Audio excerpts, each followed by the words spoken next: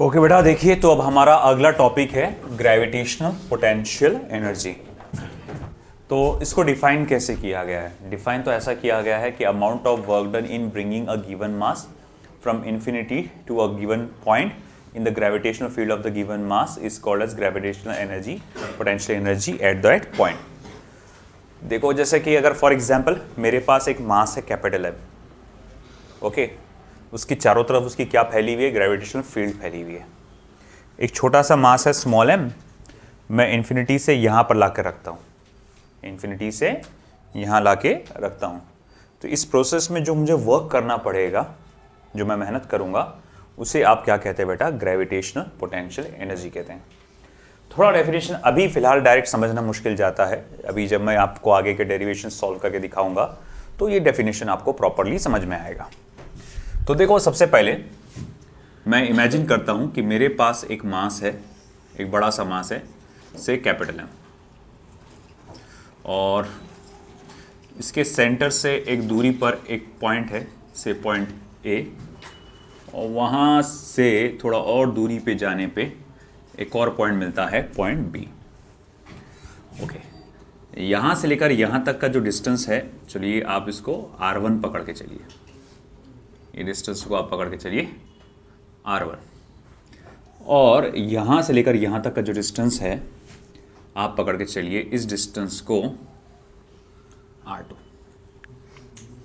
मैं सबसे पहले क्या कैलकुलेट करने वाला हूं? मैं सबसे पहले ये देखने वाला हूं कि देखो भैया, कि जब मैं क्या करता हूं, एक देखता हूं एक ऑब्जेक्ट है जिसका मास कैपिटल एम है, उसकी ग्रेविटेशनल फील्ड काफी दूर तक फैली हुई है। उस फील्ड में एक ऑब्जेक्ट है जिसका मास होगा, दूसरा ऑब्जेक्ट जिसका मास क्या होगा? Small m. मैं उसे यहां से उठा के यहां रखूंगा, यहां से उठा के यहां रखूंगा। आप यहां से यहां भी ला सकते, यहां से यहां भी ला सकते, कोई फर्क नहीं पड़ता। तो मैं जब उसको यहां से उठा के यहां रखूंगा तो इस प्रोसेस में मुझे कितना वर्क करना पड़ेगा, हमको वो देखना पड़ेगा। बोले अच्छा ठीक है। अब आप सोच रहे हो सर लगा दो formula, work done by external. जैसे अगर मैं work done by external force calculate कर रहा हूं तो आप सोच रहे हो सर लगा दो direct formula F cos theta into D S. मगर मसला एक है यहाँ पे कि हर कदम पे फोर्स की वैल्यू जो है वो बदलती रहती है। जब आप नज़दीक होंगे, ये दोनों ऑब्जेक्ट जब नज़दीक होंगे तो ग्रेविटेशनल फोर्स कैसा होगा? ज़्यादा होगा, और जब ये दूर होगा तो ग्रेविटेशनल फोर्स क्या होगा? कम होगा। तो एकदम डायरेक्ट भी आप फोर्स इनटू डिस्प्लेसमेंट का फॉर्मूला नहीं लगा सकते। तो बोले सर कैसे लगाएंगे? कोई मसला नहीं, आप एक काम करो, इस जर्नी, जिसकी जर्नी कहां से शुरू हो रही है? ए से, कहां पे खत्म हो रही है? बी पे। तो जब वो यहां से यहां जाता है तो उस जर्नी का एक छोटा सा हिस्सा पकड़ो, ये वाला है ना। जब यहां से आप ये यहां जाते हैं और आपका डिस्प्लेसमेंट, छोटा सा डिस्प्लेसमेंट डी आर करके होता है, छोटा सा डिस्प्लेसमेंट डी आर करके होता है। अच्छा ठीक है, जब ये यहां था तो उसका डिस्टेंस यहां से यहां तक कितना आएगा? जैसा ये यहां से यहां तक डिस्टेंस कितना आएगा आपका? तो मान लो ये कितना आएगा? r। ये डिस्टेंस कितना आएगा बेटा? r। ओके चलो मान लिया। अब ऐसा है कि मैं पूछूंगा आपसे कि work done by external force, work done by external force, याद रखना कौन सा फोर्स है? External force, in moving an object of mass small m in the gravitational field, in the gravitational field of given mass capital M is। तो बोले ये ठीक है, work done by external force in moving an object of mass small in the by small distance dr is, by small distance dr is। तो work done का formula क्या आएगा? ये आएगा F external dot vector dr, F external dot vector dr। तो मैं यहां लिखूंगा देयरफॉर, ये work done by external force है तो इसीलिए EXT करके इसको सफिक्स लगा रहा हूं मैं इसको ऐसा लिख सकता हूं F external into dr cos of 0 degree. बोले ये 0 डिग्री क्यों आ गया है यहाँ पे? देखो आप यहां क्या लिखे स्टेटमेंट में, देखो क्या है, वर्क डन बाय क्या है ये, एक्सटर्नल फोर्स। मैंने अभी ग्रेविटेशनल फोर्स बोला ही नहीं, मैंने क्या बोला, work done by external force in moving an object in of mass small m in the gravitational field of given mass capital M through small distance dr। मतलब इसके gravitational field जिसका mass capital M है, छोटे से mass small m को एक जरा सा सरकाना है आपको यहां से, तो आप ऐसा सरकारे, देखो तो उसके लिए कितना वर्क डन करना पड़ेगा आपको।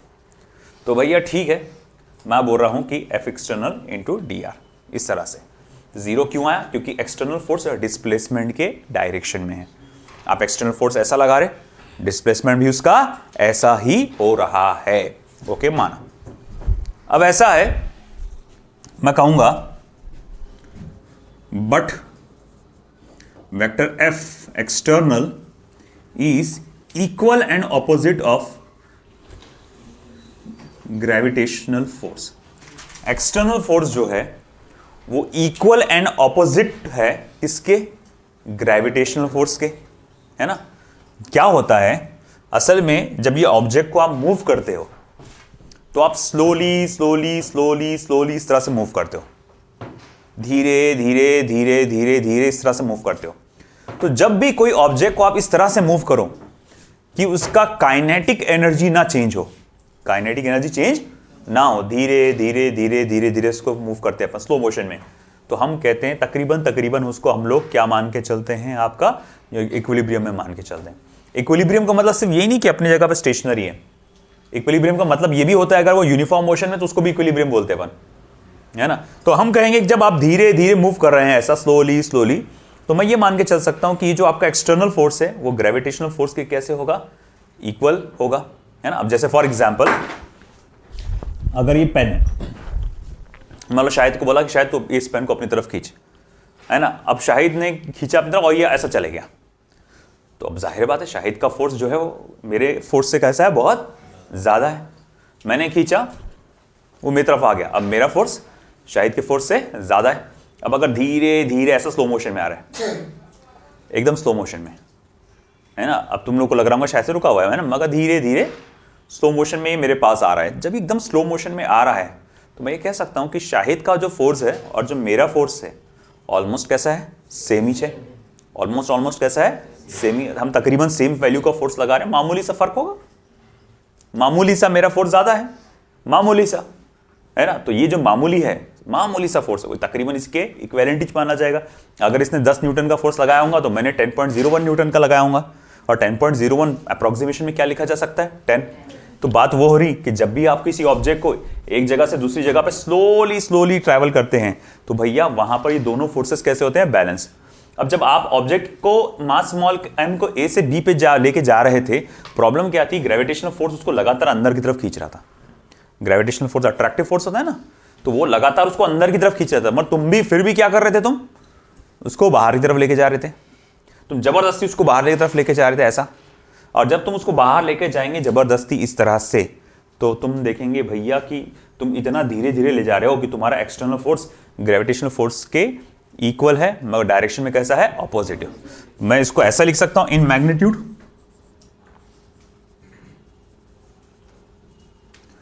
Magnitude F external is equal to F gravitational. ठीक है, ये मैग्नीट्यूड में ऐसा लिखा जा सकता है। आई थिंक डेफिनेशन हो चुका होगा आपका, है ना। ठीक है,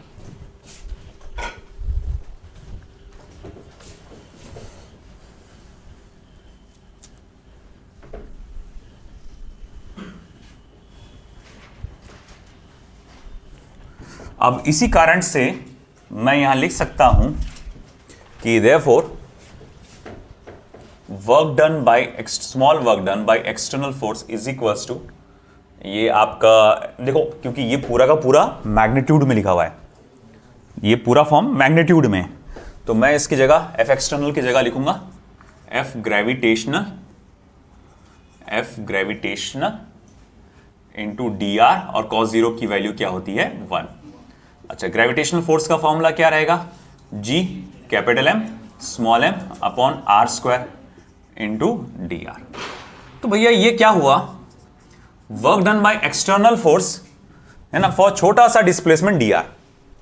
अच्छा, ये जो फॉर्मूला तुमने निकाले हैं वो छोटे से डिस्प्लेसमेंट डी आर के लिए निकाले।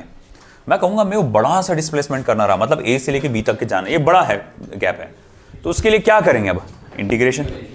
तो मैं यहां लिखूंगा therefore hence work done by external force in moving the object from A to B is, तो work done by external force in moving the object from A to B is, तो वो हो जाएगा dw का integration, यानी integration of G capital M small m upon R square into D are, G capital M small m upon R square into D are. ये हमारे पास इस तरह से आएगा। अब इसकी लिमिट्स डालना पड़ेगा मुझे, किसकी, डी आर की, आर की लिमिट्स।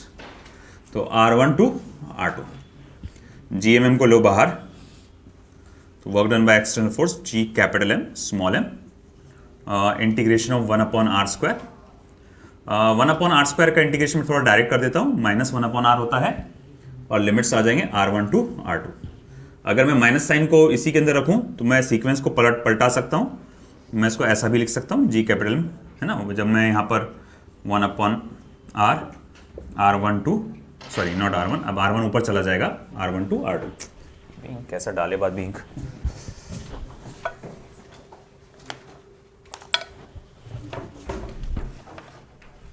हाँ, तो अगर मैंने समझो कि माइनस साइन को इधर दे दिया, तो माइनस साइन देखो क्या होगा, थोड़ी देर के लिए आप समझो, लिमिट को अगर मैं माइनस साइन को अगर मैं बाहर रखता हूं तो लिमिट्स कैसे आएंगी, R1 टू R2, ओके। और जब मैं लिमिट डालूंगा तो 1 upon R2 minus 1 upon R1, और अगर मैं माइनस साइन को अंदर दे दूंगा तो वो क्या हो सकता है, 1 upon R2 minus 1 upon R1 को क्या लिख सकता हूं मैं, 1 upon R1 minus 1 upon R2, तो वो इसकी इक्विवेलेंट हो जाती है। तो एक बात याद रखना, अगर आप माइनस साइन आ रहा है कहीं और आप माइनस साइन दे रहे हैं इसको, तो आप सीक्वेंस को यहां पर लिमिट को पलटा सकते हैं आप। तो मैंने सीक्वेंस माइनस साइन को एब्जॉर्ब कर लिया और सीक्वेंस को क्या कर दिया, पलटा दिया। नीचे लोअर लिमिट पहले R1 था, अपर लिमिट R2 था, अब लोअर लिमिट R2 हो गया, अपर लिमिट R1 हो गया। तो मैं यहां लिख सकता हूं देखो work done by external force G capital M small m 1 upon R1 minus 1 upon R2। ये मेरे पास बहुत इंपॉर्टेंट फॉर्मूला आ गया कैलकुलेट करने का, work done by external force. ठीक है, अब ऐसा देखो, जैसे कि हम जानते हैं by work energy theorem, work done by all the forces is equal to change in kinetic energy of the system. मगर शुरू में आपको याद है मैंने क्या बोला था कि अपन धीरे धीरे लेके जा रहे है ना, तो जब धीरे धीरे लेके जा रहे तो काइनेटिक एनर्जी चेंज नहीं हो रही, तो चेंज इन काइनेटिक एनर्जी क्या रहेगा फिर, 0। तो मैं कह सकता हूं कि work done by all the forces, यानी कि work done by external force plus work done by gravitational force is equal to 0। तो मैं लिख सकता हूं देखो work done by gravitational force is minus of work done by external force, minus of work done by external force, है ना। दो ही forces लग रहे हैं ना जब आप उसको लेके जा रहे हैं, एक आपका फोर्स जो आप लगा रहे हो और एक ग्रेविटेशनल फोर्स। तो भैया work done by external force plus work done by gravitational force is equal to 0। तो मैं यहां लिख सकता हूं work done by gravitational force is equal to minus of work done by external force, देखो minus of G capital M small m 1 upon R1 minus 1 upon R2, ये minus sign को अंदर भेजो, देखो work done by gravitational force is equal to G capital M small m 1 upon R2 minus 1 upon R1। तो ये हमारे पास आया work done by gravitational force का फॉर्मूला। ये है work done by external force का फॉर्मूला और वो है work done by gravitational force का फॉर्मूला। ओके, ये डायग्राम वाला पार्ट हुआ क्या आपका?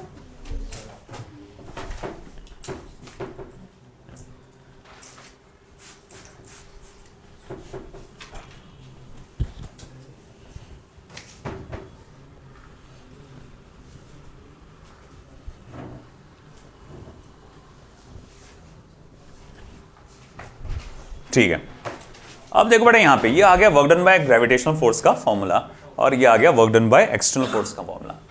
मगर आप एक बात जानते हैं, आपने वर्क एनर्जी चैप्टर पढ़ा है कि change in potential energy of the system is minus of work done by conservative force, और यहाँ कंजर्वेटिव फोर्स कौन है, एक्सटर्नल है कि ग्रेविटेशनल है, ग्रेविटेशनल, वेरी गुड। आप इसको लिख सकते हैं minus of work done by gravitational force. तो change in potential energy of the system minus of work done by gravitational force, और work done by gravitational force equals to minus of work done by external force, या जिसको simply work done by external force मैं बोल सकता हूं। Change in potential energy of the system is equal to work done by external force. और जरा आप मुझे बताएंगे work done by external force का फॉर्मूला क्या है, G capital M small m 1/r1 minus 1/r2।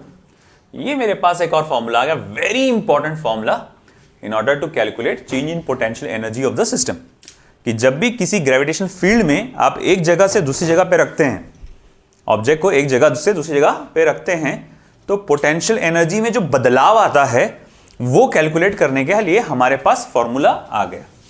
इसी फॉर्मूले को ऐसा भी लिख सकते हैं,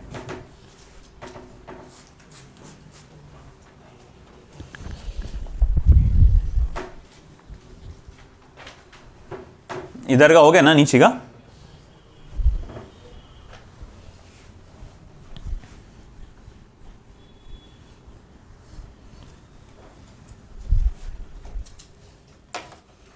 देखो, तो मैं इसको ऐसा भी लिख सकता हूं, u of r2 minus u of r1 is equals to आपका G capital M small m 1/r1 minus 1/r2। u of r2 minus u of r1। Potential energy क्या होता है, change in potential energy, final potential energy minus initial potential energy. तो इसको आप ऐसा भी लिख सकते हैं u2 माइनस u1, या u of r2 minus u of, इसे लिखने का तरीका है u of r2 minus u of r, potential energy eight position r2, potential energy eight position r1। अब देखो एक और बात ध्यान दो यहां पर, if r1 is equals to infinity and r2 is equals to r, r1 is equals to infinity और r2 is equals to r, मतलब पहले आप कहां थे, आपका ऑब्जेक्ट ये स्मॉल m ऑब्जेक्ट पहले कहां था, इंफिनिटी। इंफिनिटी मतलब क्या, बहुत दूर, बहुत ज्यादा दूर था। और स्मॉल r कहां पर, r2 क्या है, नई वाली पोजीशन क्या है, अब r करके है। तो ऊपर वाला फॉर्मूला अब कैसा लिखा जाएगा, तो मैं उसको ऐसा लिख सकता हूं, u of infinity, sorry u of r not infinity, minus u of infinity, u of r minus u of infinity is equals to G capital M small m 1/इंफिनिटी माइनस 1/r, है ना, minus 1/r, u of infinity of r minus u of infinity. अब देखो ठीक है, चलो मान लिया u of r minus u of infinity, मगर ऐसा है बट u ऑफ इंफिनिटी जो होता है वो जीरो होता है। बोली u ऑफ इंफिनिटी जीरो होता है, जी हाँ। देखो कैसा है कि अगर आप बहुत दूर है, अगर बहुत दूर है, तो वहां पर कोई ग्रेविटेशनल फोर्स एग्जिस्ट करेगा क्या, नहीं, वहां तो फोर्स एग्जिस्ट ही नहीं करेगा, किसी भी किस्म का कंजर्वेटिव फोर्स नहीं रहेगा वहां पे। जहां कोई कंजर्वेटिव फोर्स नहीं होता वहां कोई पोटेंशियल एनर्जी नहीं होता। बात समझ रहे क्या आप, जहां कंजर्वेटिव फोर्स नहीं होता वहां पोटेंशियल एनर्जी नहीं होता, है ना। अब जैसे मान ले फॉर एग्जांपल कि वहां उधर कोई बहुत बड़ा मास है कैपिटल M और यहाँ एक छोटा सा मास है स्मॉल m, है ना, और मैं जैसे ही इसको छोड़ूंगा वो उधर चला जाएगा जप करके। मालूम क्यों चले गया, क्योंकि यहां पर पोटेंशियल एनर्जी था, यहाँ क्या था, पोटेंशियल एनर्जी था। या मैग्नेट का समझो आप, वहां बहुत बड़ा नॉर्थ पोल है मैग्नेट का, यहाँ पर एक मैग्नेट का नॉर्थ पोल है, छोटा सा मैग्नेट गया, उसका नॉर्थ पोल मैंने सामने रखा, जैसे ही छोड़ूंगा जब करके अपने आप चला जाएगा। अपने आप गया ना, मैं तो ढकेला के हाथ से फेंका क्या उसको, नहीं। तो बोले क्यों गया, क्योंकि इस फील्ड की पोटेंशियल एनर्जी थी यहाँ पर, है ना। मगर मान लो जहां कोई फोर्स ही नहीं है, जहां कोई फोर्स ही नहीं है, मैं उसको यहाँ पर ऐसे ले जाकर रख दूंगा, वो वहीं पर बैठे रहेगा, ना इधर जाएगा ना उधर जाएगा। उसमें वर्क करने की कैपेसिटी है क्या, कहीं जाने की क्षमता है क्या उसके अंदर, एबिलिटी है क्या वहां पर, नहीं। तो बोले क्यों नहीं हो पा रहा, क्योंकि यहां पर पोटेंशियल एनर्जी नहीं है। तो जहां पर कंजर्वेटिव फोर्स नहीं होता, किसी भी किस्म का कंजर्वेटिव फोर्स नहीं होता, तो वहां पोटेंशियल एनर्जी क्या होती है, जीरो होती है। तो वहां पोटेंशियल एनर्जी जीरो होती है। तो अब ऐसा है, इन्फिनिटी पे पोटेंशियल एनर्जी जीरो होती है। तो मैं यहां लिख सकता हूं therefore u of r is equals to minus G capital M small m upon r। तो ये मेरे पास पोटेंशियल एनर्जी का फॉर्मूला आ गया, है ना। अब देखो यहां पे, ओके, तो ये क्या बता रहा है, किसी एक जगह की पोटेंशियल एनर्जी। मान लो कि आपने देखा ये कैपिटल M मास है, ये छोटा सा मास स्मॉल m है, इस जगह पे है r।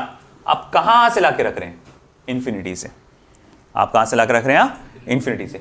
तो इंफिनिटी से यहां पे ला के रखने में जो वर्क करना पड़ता है, work done by external force, infinity से यहां पर ला के रखने में जो वर्क करना पड़ता है। देखो work done by external force किसके बराबर होता है? कहां गया वो फॉर्मूला? एक मिनट को। तो वर्क डन बाय, हाँ ये वाला, ये सॉरी, देखो change in potential energy of the system किसके बराबर होता है? Work done by external force. देखो तो जो ये u ऑफ r है, तुमको नहीं लगता ये चेंज इन पोटेंशियल एनर्जी का ही फॉर्मूला है? बस यहां पर ये वैल्यू क्या हो चुकी थी? 0 हो चुकी थी। तो मैं बोलूंगा अच्छा ठीक है, तो u of r minus u of infinity असल में u ऑफ r होता है, और u of r minus u of infinity क्या होता है? डेल्टा u होता है। अच्छा डेल्टा u क्या होता है? Work done by external force. देखो यहां पर u ऑफ r असल में क्या है? u of r minus u of infinity. अरे 10 को 10 माइनस 0 बोल सकता कि नहीं बोल सकता? बोल सकता ना मैं? ये गलत हो जाएगा नहीं ना? तो भाई इसे u ऑफ r को u of r minus u of infinity बोल सकता ना? u ऑफ इंफिनिटी भले ही क्या है? वो 0 है। अब u of r minus u of infinity क्या है? Delta u, change in potential energy. और डेल्टा u क्या होता? Work done by external force. तो मैं देख सकता हूं कि u ऑफ r असल में किसके बराबर? फिर work done by external force के। तो मैं कह सकता हूं u ऑफ r यानी कि potential energy at this point किस चीज के बराबर है? तो बोले वर्क डन के बराबर। किसका वर्क डन? External force. अच्छा कहां से लेकर आ रहे हैं आप? इंफिनिटी से। कहां से लेकर आ रहे हैं? इंफिनिटी से। कहां पे? गिवन पॉइंट पे। तो आप देखो तुम्हारा डेफिनेशन फिट बैठ रहा है कि नहीं बैठ रहा, कि potential energy of the system at a given point, इस पर्टिकुलर पॉइंट पे इस सिस्टम का पोटेंशियल एनर्जी क्या होगा? तो work done by external force in bringing a given mass from infinity to the given point. बैठा कि नहीं बैठा फिट? यहां पर डेफिनेशन आया समझ में आपको? ये तो ये ग्रेविटेशनल पोटेंशियल एनर्जी का हमारे पास क्या है बेटा? फॉर्मूला है। आई बात समझ में आपको? और देखो ये याद रखना, किस तरह से आप देख सकते हैं कि पुराने चैप्टर्स का नॉलेज पूरा इस पे डिपेंडेंट है। फिजिक्स का वही खेल है भैया, आप जब पुराने बेस अगर स्ट्रांग हो ना तो आपको ये चीजें यूं समझ में आने लग जाती है। अगर बेस हिला हुआ हो तो बहुत मेरी दिक्कत जाती है ना। अगर आपको वर्क एनर्जी एंड पावर के जो रूल्स है वो पोटेंशियल एनर्जी वाले जो मैंने पढ़ाया था, तो वो अगर याद होंगे तो ये इजीली समझ में आएगा। और वो हिला हुआ है तो थोड़ा सा दिमाग हो रहा होगा, अरे यार ये क्या हो क्या रहा, ये कैसे हो गया, ये कैसे क्या आ गया, ये कहां से आ गया, है ना। अगर तुमने वर्क एनर्जी एंड पावर ठीक से नहीं पढ़े होंगे तो अटक रहे होंगे आप। आई बात समझ में? चलो लिख लो यहां पे। अगर ये आपको अभी समझ में आ गया तो इलेक्ट्रोस्टैटिक में बहुत आसान जाएगा। अब हमारा अगला टॉपिक है work done in raising an object at height small H from the surface of the earth against gravitational field. एक ऑब्जेक्ट जो फिलहाल शुरुआत में सरफेस ऑफ द अर्थ पे रखा रहेगा, उसको वहां से उठा के हाइट एच तक लेके जाना है। तो इस प्रोसेस में कितना वर्क करना पड़ेगा हमें वो कैलकुलेट करना है। Very simple. हम लोग ने देखा है since work done by external force, work done by external force का जो फॉर्मूला है वो क्या आता है? G capital M small m 1/r1 minus 1/r2। अब जरा पानी रख देना तो, है ना।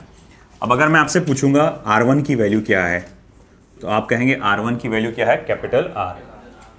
और R2 की वैल्यू क्या है? R प्लस H है, सही है ना। R प्लस H, ये R2 की वैल्यू है। तो मैं यहां लिख सकता हूं देखो, work done by external force is equals to G capital M small m 1/r1 की जगह 1/r minus 1/r plus H, सही है। अब बेटा इसको करिए क्रॉस मल्टीप्लाई, तो मैं कहूंगा R plus H minus R upon R into R plus H। अब देखिए क्या होगा, ये वाला पार्ट और ये वाला पार्ट क्या हो जाएगा? कैंसर। तो फिर अब मैं क्या करूंगा, लिखूंगा यहां पे therefore work done by external force is equals to G capital M small m H upon R into R plus H। Okay, अब ऐसा है कि देखो ये R को तो मैं इधर ले लूंगा, या तो मैं G capital M small m upon R H upon R plus H, ठीक है। ये R को इधर ले लिया मैंने। अगर इमेजिन करो कि मैंने क्या किया, इस R प्लस H में से एक R कॉमन निकाल लिया मैंने, एक R कॉमन निकाल लिया। तो मैं इसको क्या लिख सकता हूं, G capital M small m upon R square multiply by H 1 plus H upon R। आप इसको ऐसा लिख सकते हैं। समझ में आ रहा ना आपको? क्योंकि आपको याद होगा मैंने कई बार बताया है आपको A प्लस बी, अगर इसमें से A कॉमन निकालूंगा जबरदस्ती में तो उसको आप क्या लिख सकते हैं, 1 प्लस बी बाय ए, है ना। A यहां था तो निकल गया इसलिए 1 आ गया, यहां B था नहीं, A था नहीं, तो आप उसको कहां डालते हैं, डिवीजन में डालते हैं, तो इसीलिए इस तरह से ये आया। अब आगे क्या यहां पे, okay okay okay okay okay. तो अब अगर हम लोग देखेंगे ये जो पार्ट है G M upon R square, है ना, ये आपको कुछ याद आ रहा, capital G M upon R square ये किसके बराबर हो रहा, small G, acceleration due to gravity के बराबर, relation between small G and capital G अपन ने पढ़े थे। तो मैं यहां लिख सकता हूं therefore work done by external force is equals to ये स्मॉल एम, इसका ये small G, M G H upon 1 plus H upon R. ये मेरे पास फॉर्मूला आ गया, है ना, work done in raising a body from height, मतलब surface of the earth to a certain height, उसके लिए फॉर्मूला आ जा रहा है। अब अगर मान लो if h is very much less than capital R, तो h अपॉन R जो है अप्रोक्सीमेशन में वो 0 के बराबर आता है ना। अरे h बहुत छोटा है कैपिटल R से, मान लो 1 डिवाइडेड बाय 6400 किलोमीटर बोल रहा हूं मैं, या 10 divided by 6400 kilometre, 10 divided by 6400 kilometres, यानी 6400 और किलोमीटर्स का 10⁻3, यानी कुल मिला के, हाँ तुमको क्या लगता है इसका आंसर क्या होगा? तुमको नहीं लगता 0.0000 समथिंग? अरे भाई इतना छटाक भर का है अगर तो रहने ही दे, है ना, तो ये रहने ही दो, तो इससे अच्छा हम लोग बोलेंगे एच अपॉन आर को 0 ही पकड़ लो, फिर इतना कम है तो इस हिसाब से मैं यहां लिख सकता हूं, देयरफॉर यहां लिख देता हूं, therefore work done by external force will be आपका जस्ट mgh। आपको याद होगा work energy and power chapter पढ़ाते वक्त मैंने ये फॉर्मूला आपको डायरेक्ट बताया था, और ये वाला, हाँ ये बता के ये वाला फॉर्मूला डायरेक्ट बताया था, उस पे से ये आया था। मैंने कहा था कि इसका प्रूफ आपको ग्रेविटेशन चैप्टर में आएगा, एंड दैट्स इट। वो ग्रेविटेशन चैप्टर में ये प्रूफ आया है इसका पूरा। आया समझ में आपको? ठीक है, ओके। और अगर इस सिचुएशन में है हम, अगर मान लो इफ, नोट करके लिख देता हूं मैं, अगली जो पॉइंट लिखने जा रहा हूं मैं, if h is equals to n times of r, h is equals to n times of r, मतलब जो आप ऊपर लेके गए हैं, आप बोलते हैं कि 2 गुना ज्यादा रेडियस से मैंने ऊपर लेके गया, 3 टाइम्स ऑफ रेडियस लेके गया, तो उस सिचुएशन में फॉर्मूला क्या बनेगा? तो work done by external force will be mg, h के जगह n times of r, 1 plus n times of r upon r, ये कैंसिल हो जाएगा। Work done by external force will be, मैं n को पहले शुरुआत में लिख देता हूं, mgr अपॉन 1 प्लस n। तो ये भी मेरे पास एक इंपॉर्टेंट फॉर्मूला आया है कि अगर वर्क डन, मतलब अगर वो जो हाइट है आपको इन टाइम्स ऑफ r बताया गया, कि भाई जो आपने हाइट इतनी डबल ऑफ द रेडियस पे लेके गए, ट्रिपल ऑफ द रेडियस पे आपने ऊपर लेके चले गए हाइट आपकी, तो उस सिचुएशन में आप ये फॉर्मूला लगा सकते हैं। ठीक है, कॉपी कर लीजिए।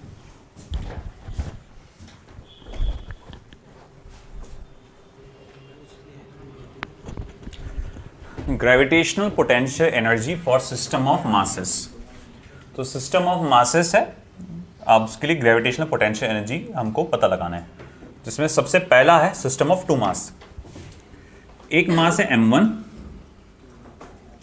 और उसकी कुछ दूरी पे दूसरा मास है m2, और यहां का जो डिस्टेंस है r। तो मतलब ये है कि मान लो एक एक करके आप एक एक मास को लाके रख रहे, पहले m1 लाके रखे, बाद में m2 लाके रखे, इस प्रोसेस में कुल मिलाकर वर्क डन कितना हुआ, work done by external force, उसको हम लोग क्या बोलेंगे, ये हमारा क्या रहेगा, ग्रेविटेशनल पोटेंशियल एनर्जी रहेगा। ओके चलो ठीक है, मान लिया। तो सबसे पहले जब मैं यहां पर work done, net work done calculate करूंगा, या जस्ट ठीक है W करूंगा, तो it will be the gravitation of work done.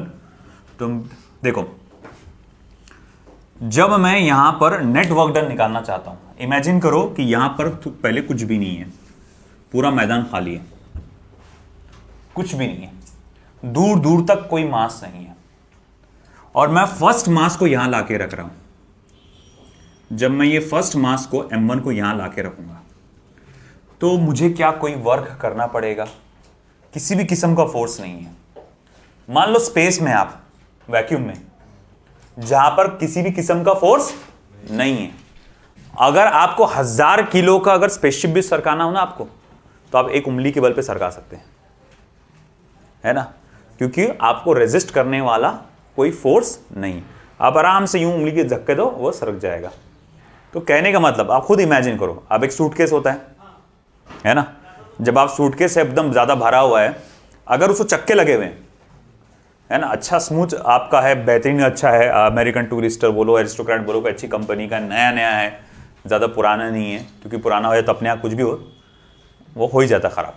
तो अब ऐसा नया नया है, अगर उस भारी भरकम सूटकेस को अगर आपको सरकाना है, तो तुमको लगता है कि तुमको बहुत ज़्यादा फोर्स लगेगा?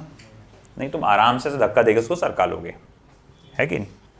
और अगर मान लो भैया उस सूटकेस को चक्के नहीं है और तुमको अब उस सूटकेस को सरकाने का है, तो तुमको नहीं लगता कि बहुत ज्यादा फोर्स लगेगा, है ना? तो तुमने बोले ये फोर्स कम क्यों लगा था?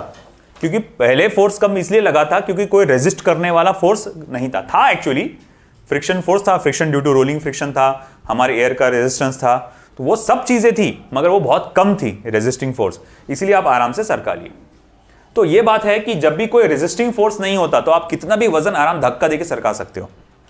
तो वैसे ही यहां मास m1 है, यहां आसपास कोई भी फोर्स नहीं है, ना अट्रैक्टिव है ना रिपल्सिव, कोई भी टाइप का फोर्स नहीं है। कितना भी बड़ा मास m1 हो उसको मैं इधर लाके रख सकता हूं आराम से बिना कोई मेहनत किए, है ना? तो मैं बोलूंगा ठीक है, टोटल वर्क डन क्या है in assembling the system of two masses. पहले मैंने m1 को लाके रखा तो ठीक है, उसके कारण वर्क डन कितना हुआ? W1। अब जब मैं m2 को लेकर आ रहा हूं और यहां लाके रख रहा हूं, m2 को लेके आ रहा हूं और यहां लाके रख रहा हूं, कितने दूरी पे इससे? 8 दूरी पे। तो जब मैं m2 को लेके आया, देखो इधर ध्यान दो, m2 को लेके आया तो m1 का यहां पर क्या था? क्योंकि m1 था वहां पे, तो उसने क्या दिया? जनरेट कर दिया होगा अपने आसपास ग्रेविटेशनल फील्ड। और जब मैं यहां पर आ रहा हूं तो उस ग्रेविटेशनल फील्ड की वजह से मुझे क्या लग रहा होगा? फोर्स। तो अब मुझे क्या करना पड़ेगा? वर्क। और वो वर्क जो भी होगा, सो एंड सो जो भी वर्क होगा, मैंने वर्क करना पड़ेगा और यहां लाके रखना पड़ेगा। तो बोले ठीक है, अब जब आप दूसरा मास लाके रख रहे हो तो आपको वर्क करना पड़ेगा बाय द सेकंड मास, है ना, in the gravitational field of the first mass. W21 मतलब work done by the second mass in the gravitational field of the first mass. तो भाई ये W21 रहेगा। अच्छा ठीक है, मान लिया। मैं कहूंगा अच्छा work done by the first mass कितना है? वो तो 0 है ना? अच्छा, gravitational field by the work done by the second mass in the gravitational field of the first mass कितना आएगा?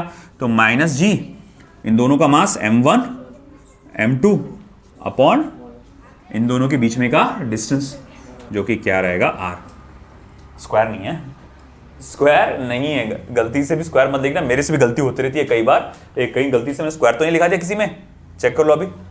डिनोमिनेटर का में स्क्वायर है क्या कहीं भी? Work done by external force के फॉर्मूले में नहीं है ना?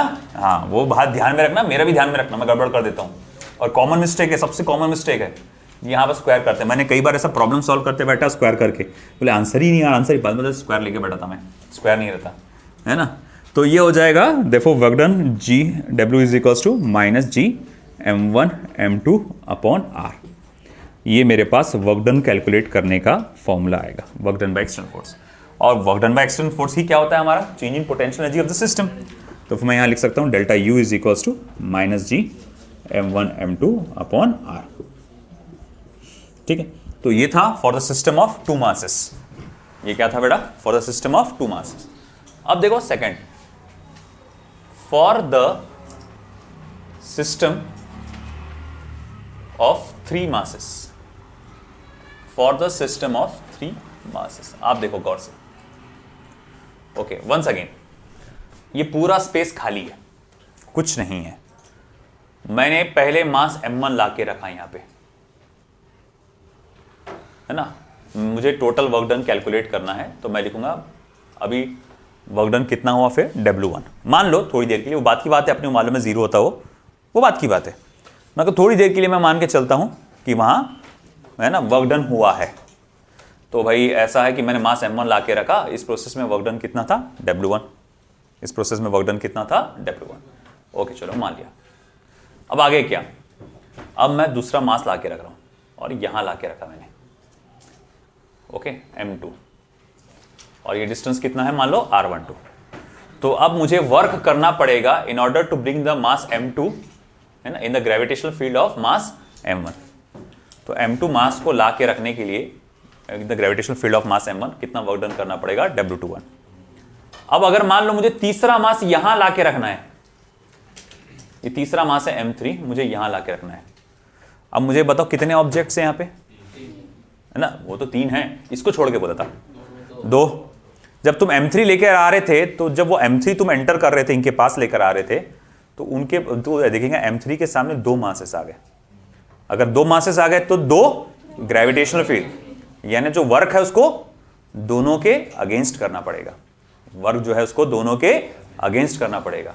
अच्छा ठीक है, यहां से लेकर यहां तक का जो डिस्टेंस है वो r23 है, और यहां से लेकर यहां तक का डिस्टेंस जो है वो r13।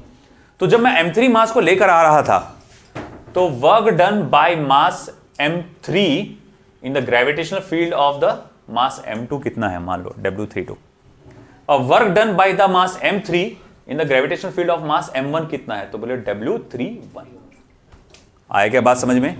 आप क्या करें, पहले m1 को लाके रखे, वर्क डन कितना है W1, आपने m2 को लाया, m2 जब लेकर आ रहे थे तो उसके सामने बस एक ही था, m1 ही था, तो work done by mass m2 in the gravitational field of mass m1।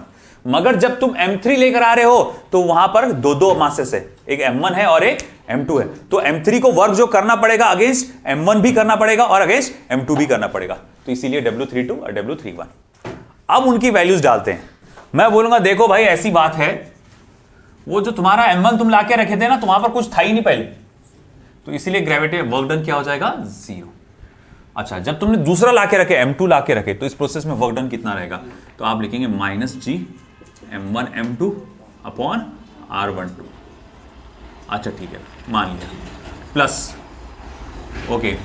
अब W32 मतलब जब मैं ये m3 को लाके रख रहा हूं तो वर्क डन अगेंस्ट मास m2 क्या रहेगा, तो मैं बोलूंगा -g इन दोनों मासेस का प्रोडक्ट, यानी कि m2 m3 और इन दोनों के बीच में का डिस्टेंस जो कि क्या होगा r23, प्लस मगर मैं बोलूंगा जब मैंने m3 लाके रखा तो सिर्फ इसकी वजह से नहीं, इसके अगेंस्ट भी वर्क करना पड़ा था, जो कि W31 वो कितना हुआ, -g m1 m3 upon r13।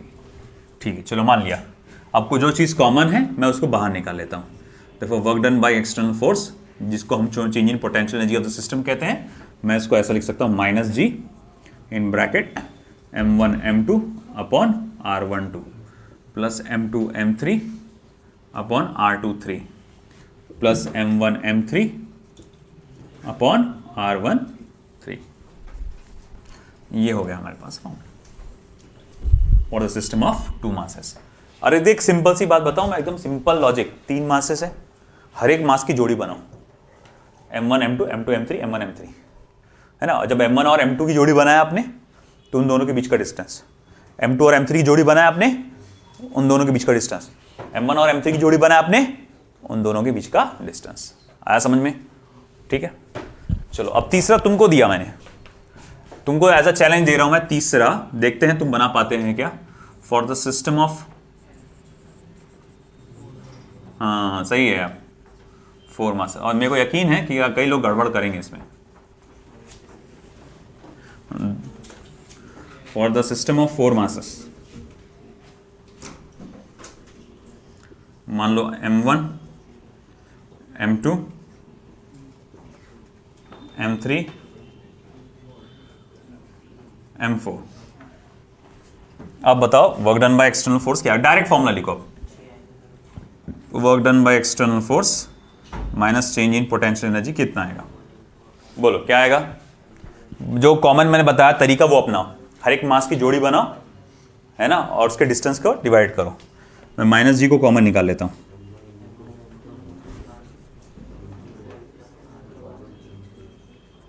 अब बोलो, करो करो करो सब।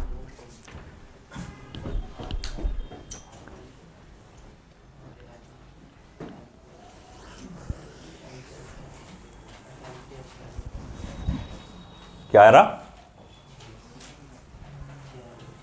6 टर्म्स आ रहे, वेरी गुड। 6 टर्म्स आएंगे वहां पर, 4 नहीं आएंगे, 6 आएंगे। M1 M2 है ना, हर एक टर्म को देखो जोड़ी बनाओ, M1 की M2 के साथ अपॉन R12, M2 का M3 के साथ, ये चलो M1 को ही बनाते हैं हर एक के साथ पहले, तो M1 का M3 के साथ अपॉन R13, M1 का M4 के साथ अपॉन R14 प्लस M2 का M3 के साथ अपॉन R23, ओके, M2 का M4 के साथ अपॉन R24, और एक क्या बचा फिर, M3 का M4 के साथ अपॉन R34, है ना। इस तरह से समझने के लिए आप ऐसा समझ सकते हो, पहले आपने मास M1 ला के रखे होंगे तो आपको कोई वर्क करना नहीं पड़ा होगा, जब आपने मास M2 ला के रखे होंगे तो आपको वर्क करना पड़ा होगा अगेंस्ट मास M1, जब मास M3 ला के रखे होंगे तो आपको वर्क करना पड़ा होगा against mass M1 as well as M2, और जब आपको मास M4 ला के रखे होंगे तो आपको वर्क करना पड़ा होगा against M1 M2 and M3। तो इस तरह से सब आप जोड़ेंगे तो इस तरह से ये आपका आ जाएगा। आया समझ में आपको? तो ये है हमारा आखिरी for the system of 4 masses. That's it for today.